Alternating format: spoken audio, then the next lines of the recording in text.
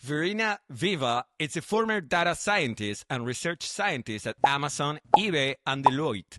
With over 8 years in the tech industry, she's currently an AI consultant and founder of Women in Tech. And like many women in tech, she once believed, once upon a time, that good work alone would get her ahead. Wouldn't it? Like you're a good worker, you get ahead.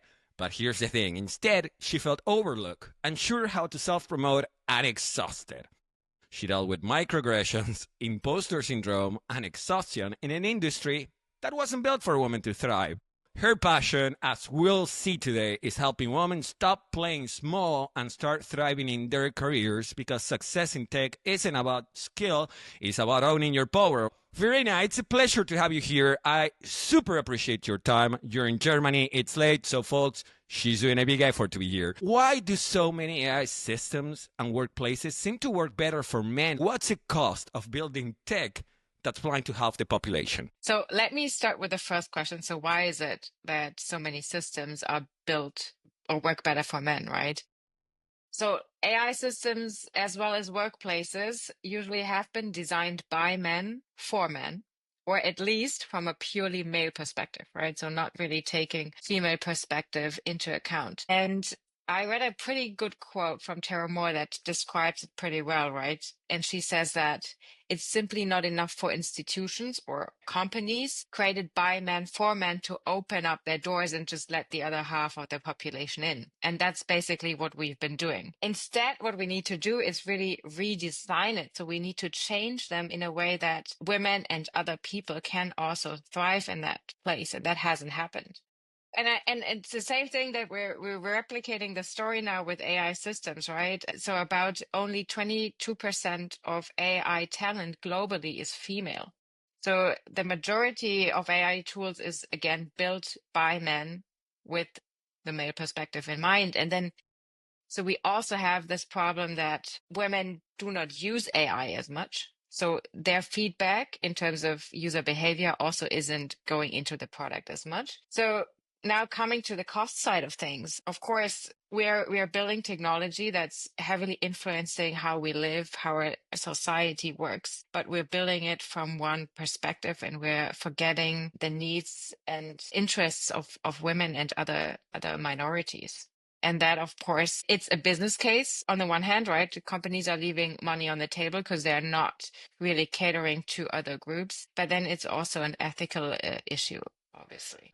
There's a lot to unpack here, right? The first thing that it's sort of like jumping at me is, it's not enough to open the door that you just said, which is what we don't experience. We don't have visibility about. So for me, it's always a learning experience talking to folks like you, right? And you were telling me, okay, it's not enough to open the door. We might be opening the door, but if the system is not designed to set other folks for success beyond the usual suspects, they're set up for failure in a way. One of the things we were talking about before we started, I was sharing with you how sometimes I struggle to get female guests to come and want to speak on the podcast.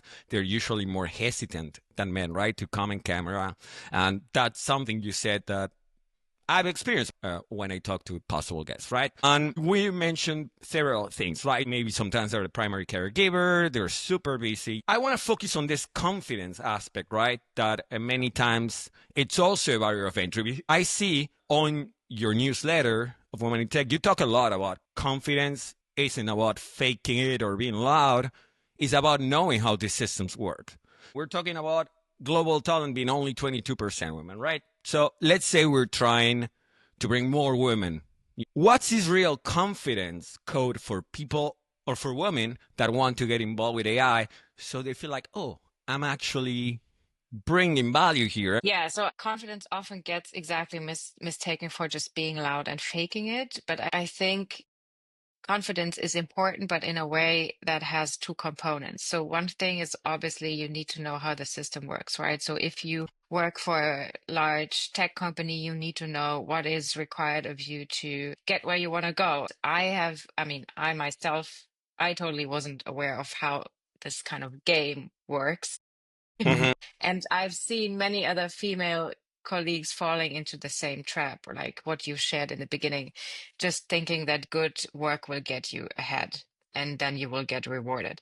That's not how it works. So I think the one side of the game is you need to know that there's other things you need to do, like being visible, building a good network, showing your work, showing your skills, your potential. But then on the other hand, I also find that there's a lot of inner work required because women, and we know that there's a lot of studies on that, right? That they are often much less confident in their abilities, right? We have this example where when a guy fulfills like 20, or I don't know the exact numbers, but I'm exaggerating a little bit, but maybe they fulfill 20% of the job requirements they apply, whereas a woman might fulfill 80% and they're like, oh, I'm missing that 20. So we have this kind of confidence get where women are also more quiet, like what you shared, that it's much harder to get women on stages, so they're less visible.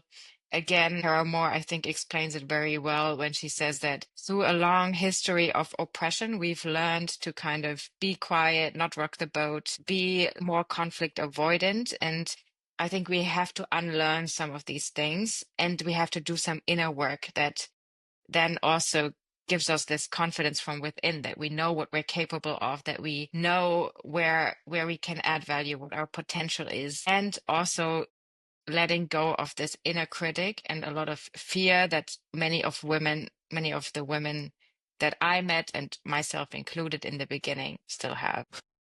And I know it's sort of like a muscle, right? This confidence, you got to exercise it. I can watch you speak and be like, okay, if Verena's right, yeah, I need to be confident and believe in what I got to say and show my work. I'm going to make a website. And then I freeze because I'm like, I'm not good enough to have a website. Who cares? So how do we start exercising, women, folks that don't get a chance? How do we start building that muscle so we can build that confidence? Because obviously it's not going to be a 24-hour project and you're good. Now you're No. confident. Yeah, like you said, it's like building a muscle, and that requires constant practice. And for me, what really has, so one thing is to understand it mentally, and that's the first step, and that's I think something you need to do. But what has helped me tremendously is really embodiment work. And that is also why in my coaching program, I include embodiment work. And what does that mean? That means really working with your body through breath, through movement. Mm-hmm. And that helps me feeling different about myself. Because just telling myself on a mental level, oh, I can do it, well, that maybe has some impact, but I feel working with the body is much more effective. And then, of course, it's a matter of consistency in the end. I want to bridge into this, right? We're talking confidence, we're talking building this muscle, right? But you have these two backgrounds that I really like, which is on one end, you're very soft skill based and you focus a lot in sort of like the internal universe of these professionals, right? And on the other one, you do AI consulting, you have a strong technical background, right? And I'm a creative, which are people, we have ADHD, we try to create things, sometimes we struggle, etc. Right? And now we have something that it's very disrupting of our industry. As much as it augments, you can already see a lot of job positions disappearing, right? So creatives, and one of the reasons I started this podcast, right, is to talk about AI enablement, how to introduce AI systems on your workflow, educate about, the ethics, how AI tools are trained, but also sort of like lower the anxiety and the tension because there's so much hype, right? And you know it. Once you start reading and educating yourself, a lot of what's being said to get investors, it's magical thinking. It's like in the future when all's well and we fix everything. We don't know how it's going to happen, but it's all going to be great. Trust me, bro. So we talk about AI enablement, and this is not a subject that only pertains to technical folks. So as a creative strategy leader in a company that is implementing generative AI, but I'm not technical, what do I need to understand to get it right, be competitive, and empower myself by learning? So the good news is AI has changed a lot. So until a couple of years ago, like let's say 5 years ago, you still would need to be able to write at least a couple of lines in Python code. Maybe there were already some no-code tools, okay, but definitely not as many as there are today. So today you don't need any of that. All you need to do is, be able to speak to a computer like you would to a human. So I think the important thing is you don't really need to understand every detail to use it. Hmm. Yet, of course, it makes sense that you have a basic understanding of how AI works, like basically the stuff you mentioned, right? How is it trained? What are the ethical concerns that we have? What are possible limitations? What is it good at? What is it not so good at? But then in the end, it really comes down to using it, learning by doing, keeping up to date with what is changing and trying it out. Because you don't need to be technical anymore to use AI and to make use of it. It's becoming simpler every day.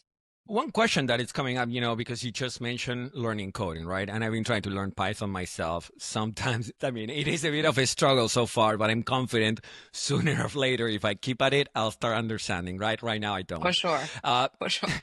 but I hear a lot about vibe coding, right? I don't know a lot about programming, but I do know who to follow to learn about that. And this guest I had, George Soler, that posts a lot about vibe coding, and one of the things that caught my attention, it's like how vibe coding, it's not as reliable as we think, or might be opening things to a lot of liability or hacker attacks because we don't really know what's going on in the back end, right? And again, I might be making mistakes explaining this. You're the Mm. expert, so you correct me if I say something that it's not what it applies. But do you have any thoughts on this vibe coding kind of trend we've been seeing in the last few weeks? Yeah, I mean, I think as with every AI output, in the end, you as a human need to validate it. And of course, if you don't have programming skills and you don't, then you're not in a position to really validate what the AI is giving you. I learned coding before ChatGPT was around, so back then I still had to Google stuff and go on Stack Overflow to fix my stuff.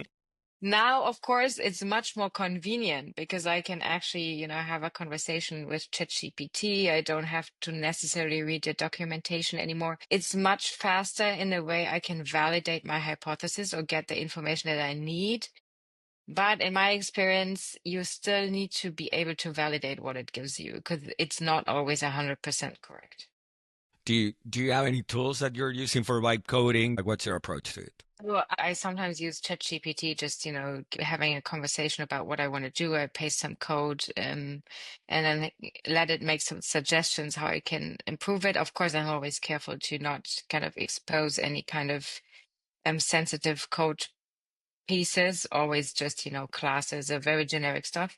Yeah, I mean, also when I code, for example, within Databricks environment, you have the Databricks assistant, and then of course there's GitHub Copilot, but again, also depends a bit for me because when I work with clients and they don't have that integrated in their environment, I need to be careful that I'm not exposing any kind of sensitive information. How important though to remind folks, don't get anything confidential or sensitive in there, because even though the tool might say it's not learning from it, trust Yeah, but verify. and also, if it's confidential, then it shouldn't leave the company. And if you post pasting it into ChatGPT, you're sending it to a third party. 2021. Let's get back there for a minute, because those were the good old days of DEI. I remember back in 2021, if you were any sort of minority, they were sort of phishing you and saying if they could get you on Instagram. So we saw how all these DEI teams were built.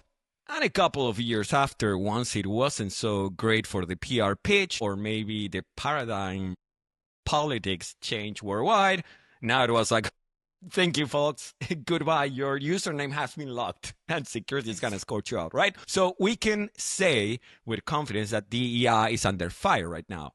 And there's a lot of noise, like we say, about bringing back this masculine energy. So you've argued here on the podcast that equity is actually a key to performance and innovation. Can we go a little bit deeper into that? Yeah. Yeah, so I think it's equity, diversity, inclusion. So really what DEI stands for, like those three Mm-hmm. together, I think is key. And honestly, I just had to chuckle a little bit when you said bringing back masculine energy because I didn't feel like it was ever gone.